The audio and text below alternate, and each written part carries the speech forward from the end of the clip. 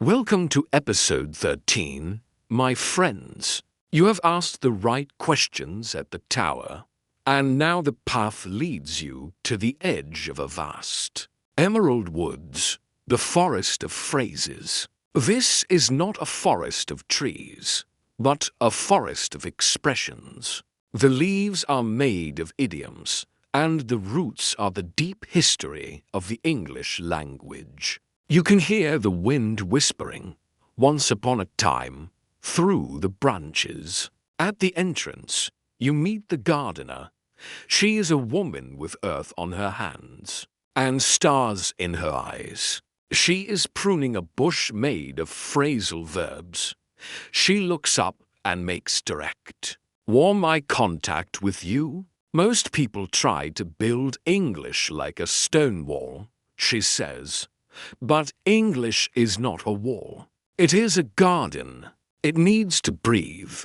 It needs to grow. The gardener hands you a small, glowing seed.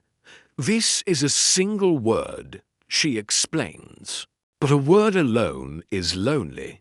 To make it grow, you must plant it in a phrase. You realize that you have spent too much time memorizing lists of single words.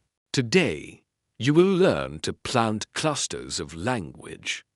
You plant the seed, and a small vine of I was wondering if begins to grow. In this forest, the sun is called context. Without context, the phrases wither and die. You see a beautiful flower called piece of cake. In the dark, it means nothing. But in the sunlight of a difficult task, it glows with meaning. You are learning that a phrase only lives when it is used in the right situation. You walk deeper into the woods. The ground is soft. Below the surface are the roots of grammar. They are invisible, but they hold everything together. The gardener follows you, her eyes never leaving yours. Don't stare at the roots, she warns. If you only look at the roots, you will never see the fruit. Trust that the roots are doing their job, while you enjoy the leaves. The path becomes crowded with clutter to manyums, UHs, and likes. This is the overgrown path of hesitation. It happens when we are too afraid to make a mistake. The gardener hands you a pair of silver shears. To speak naturally, you must prune your fear, she says. You take a breath, look her in the eyes, and speak a clear, simple sentence. The path opens up. You reach a sparkling river. The water doesn't flow in a straight line. It moves in a musical rhythm. This is the river of connected speech. The words don't stop and start. They slide into each other like water over stones. You listen to the sound. Watch a doim instead of what are you doing? You are learning the music of the forest. To cross the river, you must walk across the Bridge of Idioms. Each wooden plank is a strange expression. Under the weather, break a leg, hold your horses. If you try to translate them literally, you will fall into the water. You must accept them as they are. You take a step, trusting the spirit of the phrase. The bridge is solid. You find a pond that acts as a mirror as you speak. You watch your face. You remember the lesson of the market. The eyes tell the story.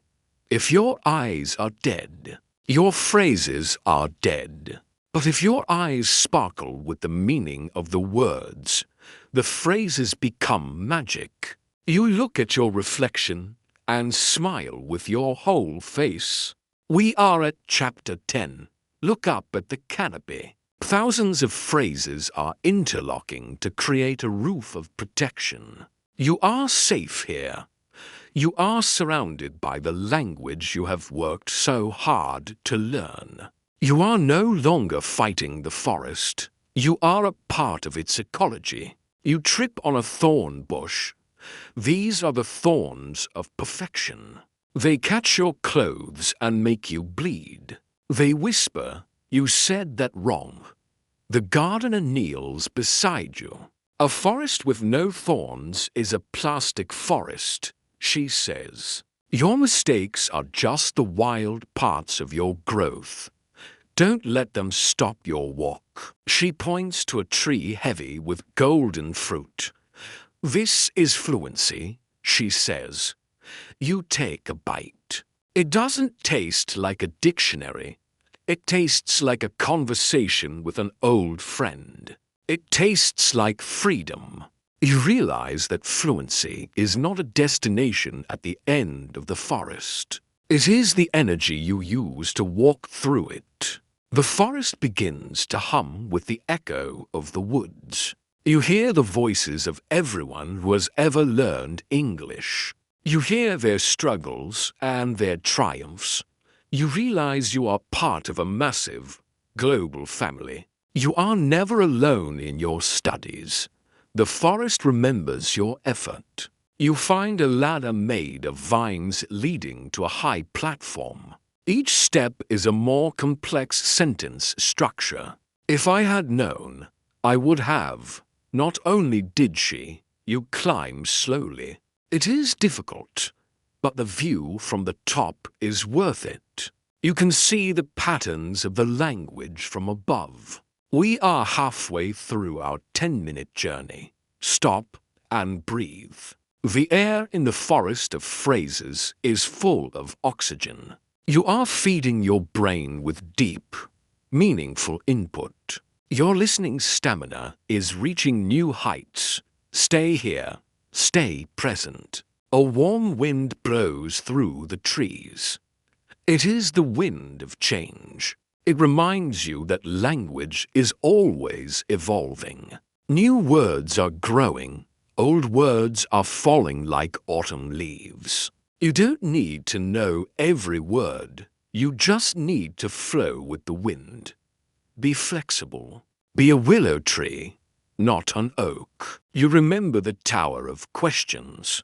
You ask the gardener, "Why do some phrases feel so hard?" She looks at you with intense, empathetic eyes.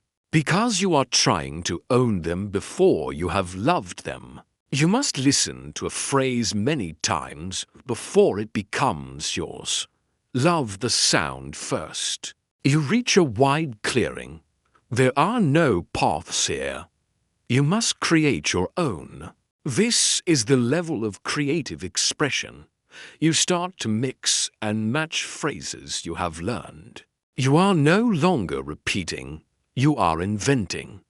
You are the poet of your own life. Your lantern is glowing with a soft, green light. In this forest, your intent is to nourish. You want your words to help others grow. When you speak with the intent to be kind, your English naturally becomes clearer and more beautiful. The forest responds to your kindness. At chapter 20, your mind might feel like it is walking through thick mud. This is cognitive load. It is a sign of deep learning. Don't quit. Keep your eyes on the gardener. She is still walking beside you, encouraging you with her silent, steady gaze. You remember the ink of integrity. Speaking naturally means being honest. If you don't know a word, use a simpler one. Don't try to impress. Try to express. Integrity is the soil that allows the most beautiful phrases to grow. Be real, and the forest will reward you. You walk into a grove of ancient trees. It is perfectly silent. Here, you learn that the silence between phrases is just as important as the phrases themselves. It gives the listener time to understand. You practice the confident pause. You look the forest in the eye and wait. A giant willow tree bows its branches to you. Its leaves are covered in soft, gentle phrases. I see what you mean. That makes sense. I hear you. These are the phrases of empathy. They are the water of the forest. Without them, communication becomes dry and brittle. You take out your silver key. You unlock a small cage hanging from a branch. Inside is your inner critic. You let it fly away into the sky. Without the critic, you feel 10 times lighter. You can finally hear the true music of your own voice. The forest is thinning now. You can see the light of the city of fluency ahead. You walk with a new grace.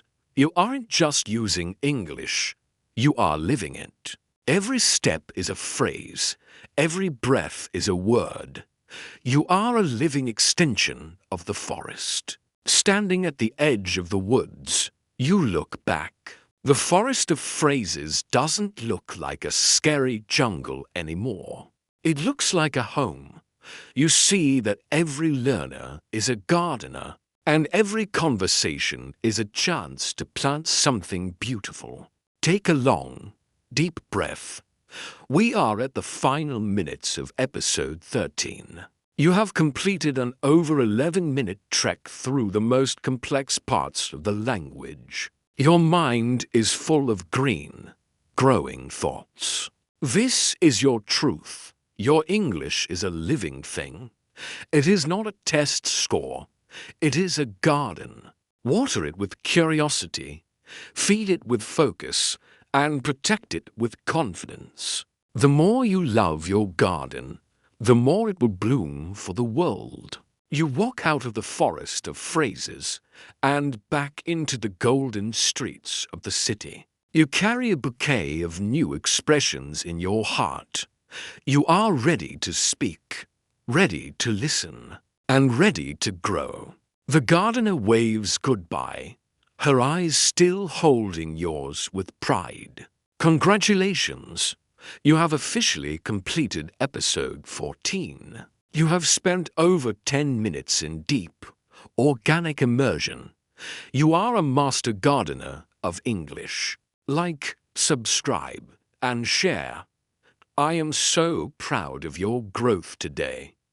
I will see you in our next journey. My friends,